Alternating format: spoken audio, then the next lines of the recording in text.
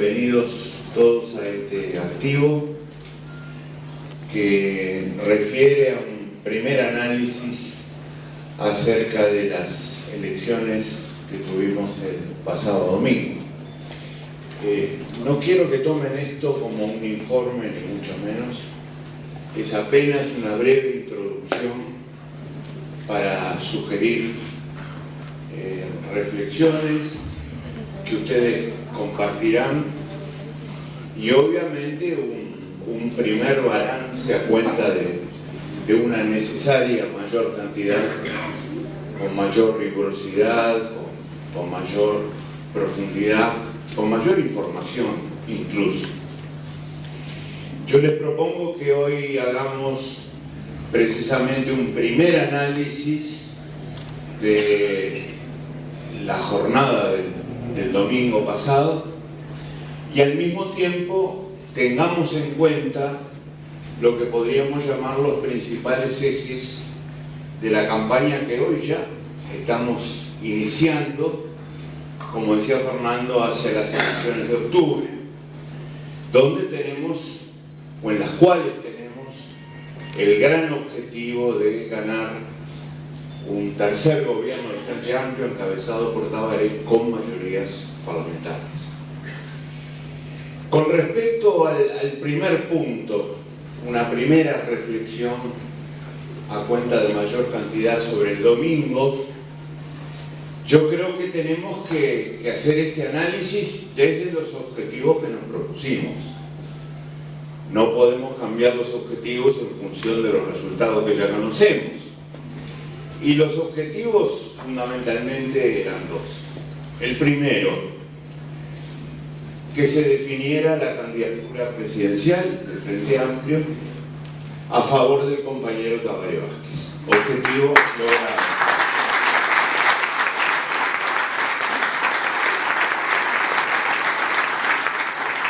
Sin embargo, no creo que sea este el único comentario que debamos hacer, porque yo creo que hay que reconocer y apreciar el esfuerzo que hizo la compañera Constanza Moreira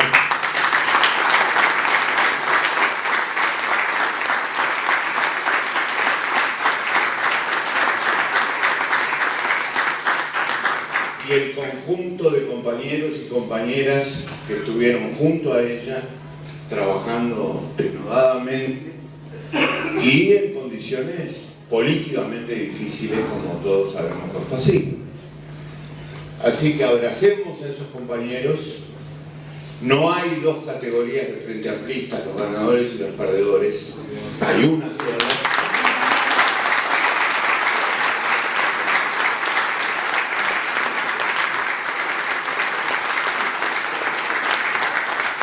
Y a esos compañeros y compañeras encabezados por Constanza, los recibimos con los brazos abiertos para trabajar juntos en el marco y el contexto del programa del Frente Amplio, que es el que tenemos todos, para dirigirnos todos hacia ese objetivo fundamental del triunfo electoral en octubre.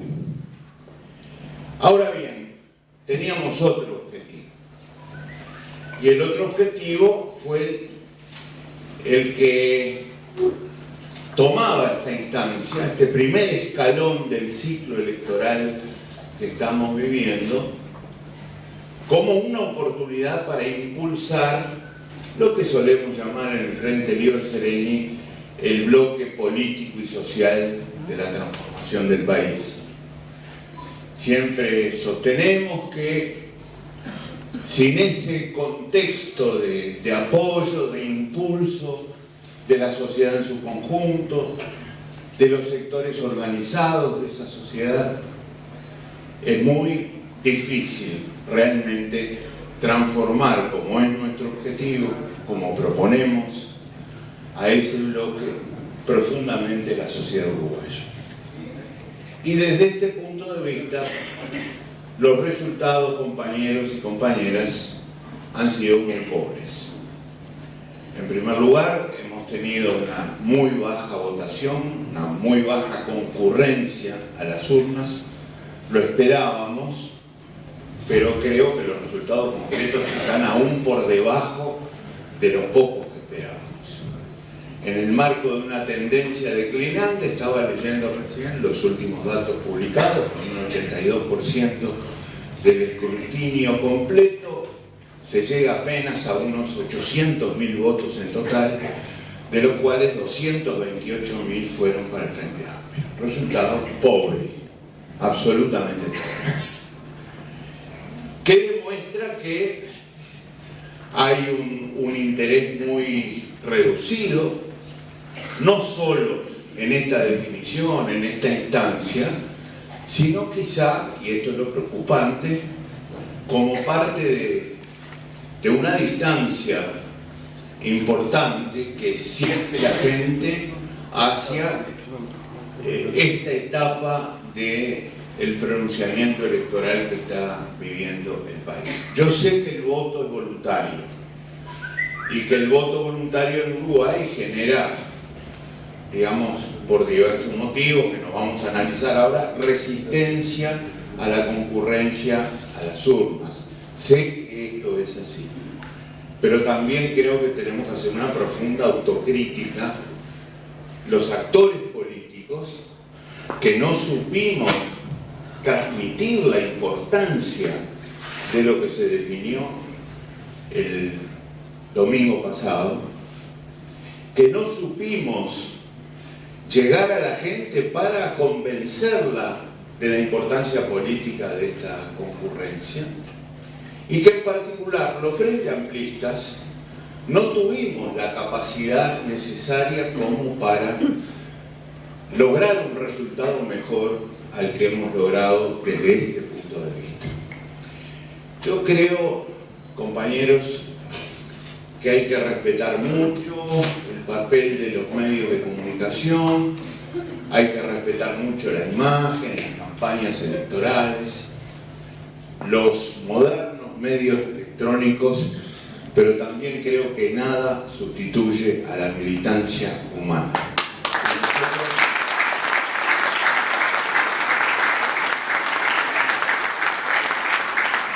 No hemos tenido la capacidad necesaria de militancia humana, la presencia en el territorio, en los barrios, en las organizaciones sociales, como para aspirar a un resultado mejor. No es el momento de discutirlo, pero creo que tenemos en el Frente Amplio una estructura que no es coherente con esta capacidad que debemos tener para llegar a la gente y compartir una argumentación como la que estamos exponiendo acá. Por otra parte, tenemos una enorme contradicción en el Frente Amplio, que también habrá que encararlo en el futuro. Tampoco es materia central de una reunión como la de hoy, pero para nosotros gran parte de la elección de las primarias o de las internas es como una especie de decorado, porque sencillamente no la valoramos políticamente.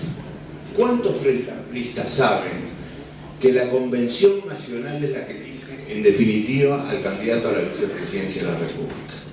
En definitiva, lo decoramos con plenarios nacionales que nos permiten, obviamente, llegar a acuerdos y consensos, que es lo que queremos todos los frente amplistas, pero en definitiva tenemos esa resistencia a transmitir. Miren que estamos eligiendo a representantes con la convocatoria de todo el pueblo frente amplista, sin ningún tipo de restricciones que definan esto que en definitiva va a tener una relevancia fundamental para octubre. ¿Cuántos frente amplistas sabemos o saben que el órgano deliberativo departamental es fundamental para definir las candidaturas a las intendencias? Entonces, nos falta militancia, tenemos que desarrollar acciones que nos permitan suplir esta carencia, pero además tenemos que replantearnos seriamente nuestra estructura y nuestra posición frente a la consecuencia de los conceptos que están en juego, si los vamos a asumir o no. No se puede no asumir estos conceptos y pretender tener buenos resultados. Es una contradicción flagrante. Hay que estar convencido de lo que se transmite. Esto es lo que nos faltó y esto es lo que tenemos que discutir los frente amplistas, porque, vuelvo a repetir, desde el punto de vista del impulso al bloque que está a favor de los cambios de este país, desde los ángulos político y social, no avanzamos el pasado domingo sin duda. Confirmamos un retroceso que es un juicio totalmente distinto. Ahora bien, yo sugiero que también consideremos en este activo los ejes de la campaña que estamos iniciando hacia el futuro. En esa campaña, obviamente, vamos a hacer un recuento nuevamente de los logros, de los avances que han tenido los gobiernos del Frente Amplio en estos 9 años largos ya de construcción del país. Sin duda que lo vamos a hacer. Y vamos a confrontar con la derecha desde el punto de vista del análisis de estos logros. Porque ahora también sabemos que tenemos una derecha más neta como adversario político electoral en los próximos meses. Una derecha más neta y con algunas particularidades. En el caso del diputado Lacalle Pou, una victoria hija de lo que podríamos considerar una muy buena campaña.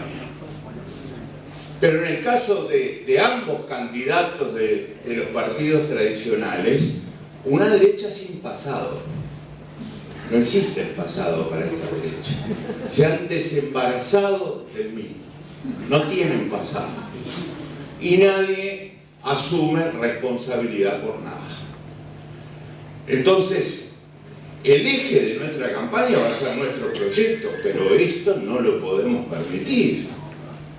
Hay que salir a confrontar con esa derecha neta y poner en el centro del debate también el pasado que ellos ignoran.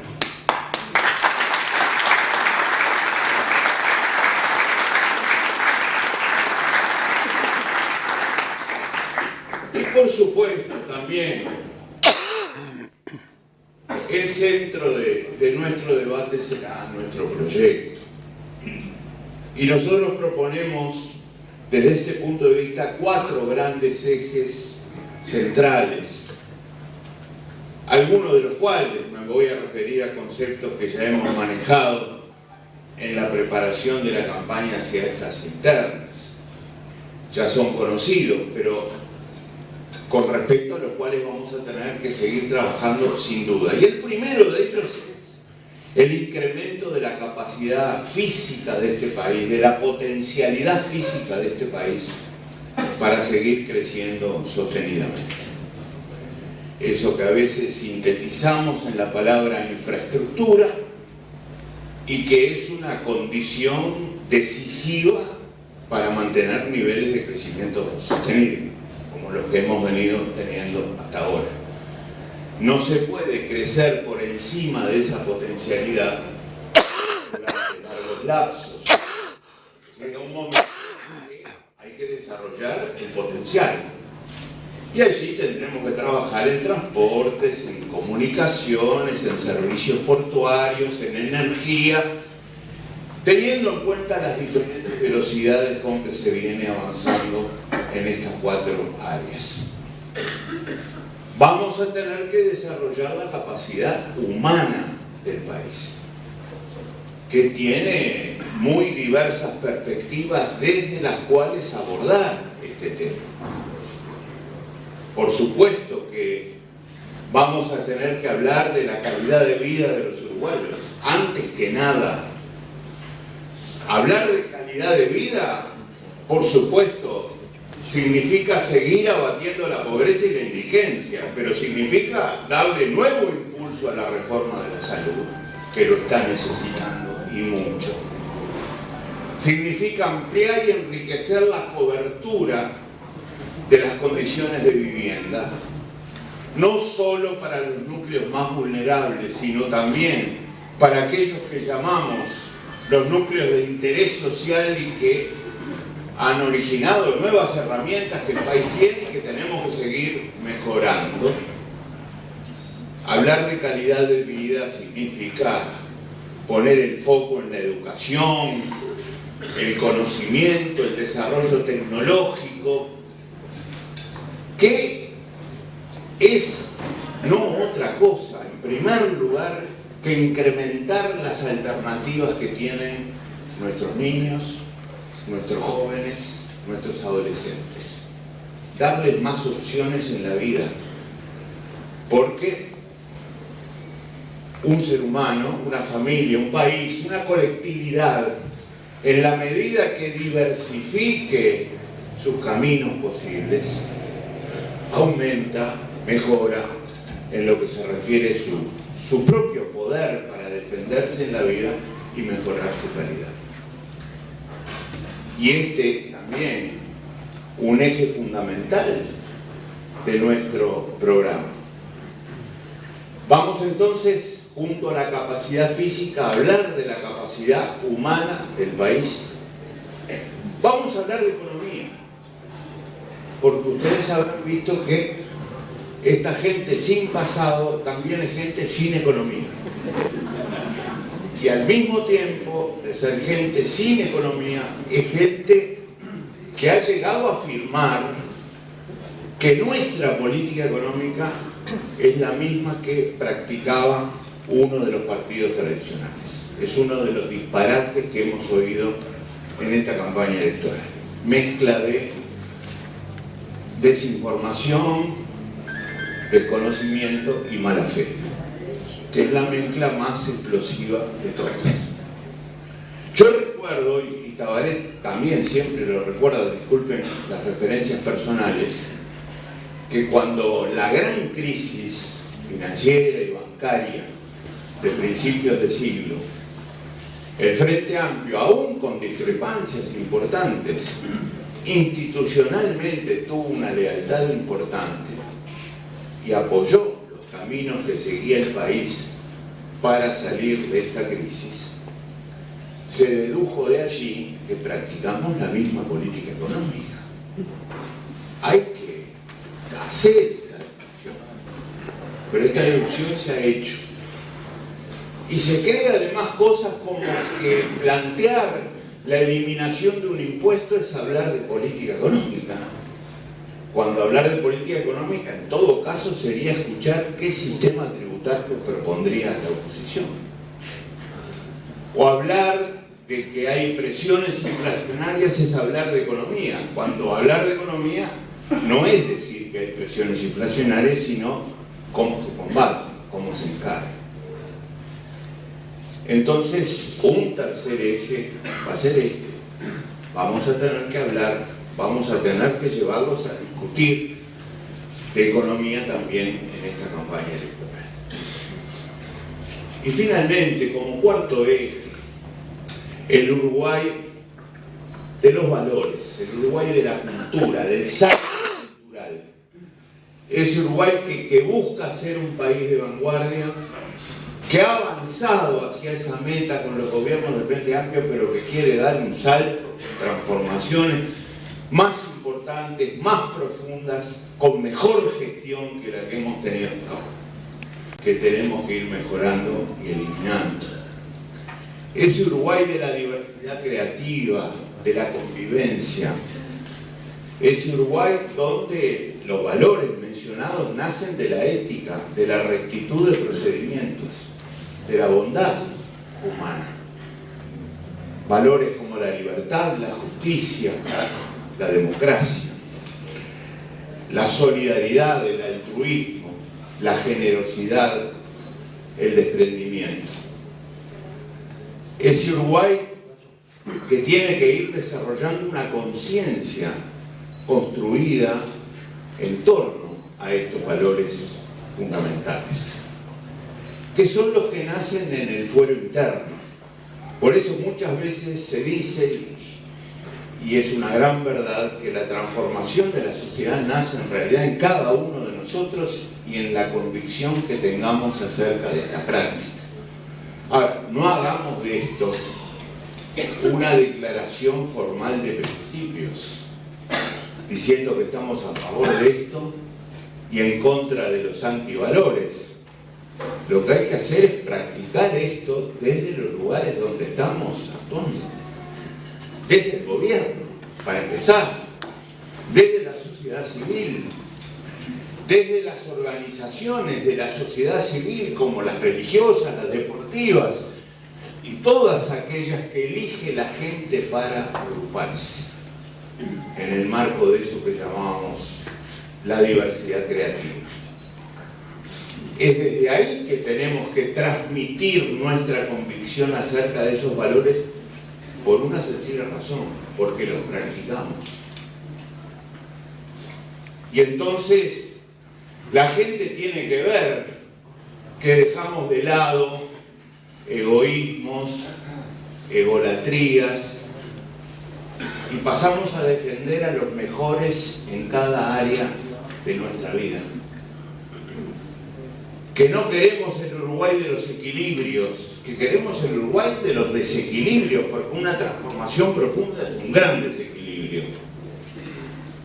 Y una de las maneras de desequilibrar positivamente a un país es poner en cada área de ese país a los mejores, a los que tienen condiciones, y no el Uruguay de las compensaciones, que pone a este porque viene de este origen y compensa con este otro porque viene de...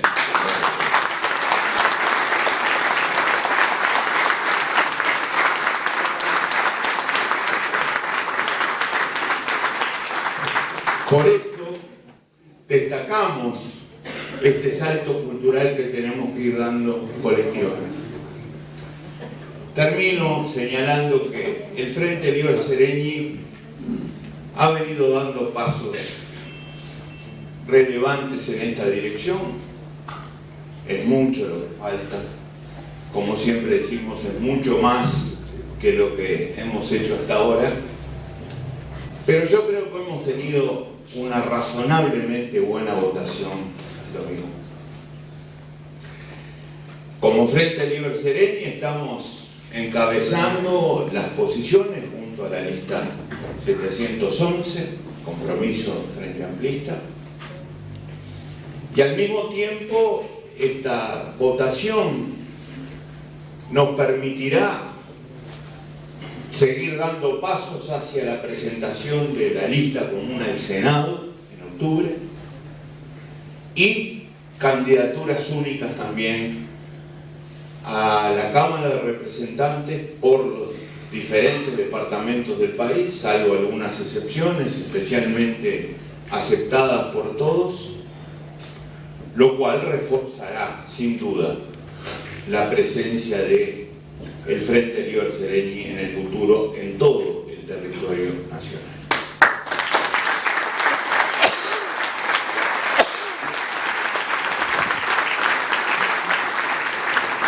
Hay que agregar, compañeros, que hemos aprobado en la mesa que hasta ahora ha venido coordinando nuestras acciones un estatuto orgánico basado democráticamente en los resultados del domingo pasado y que a partir de esos resultados nos permitirá seguir progresando en cuanto a la institucionalidad del Frente Liber Seregni, que es tan importante en todos los ámbitos de la vida y también en el ámbito político.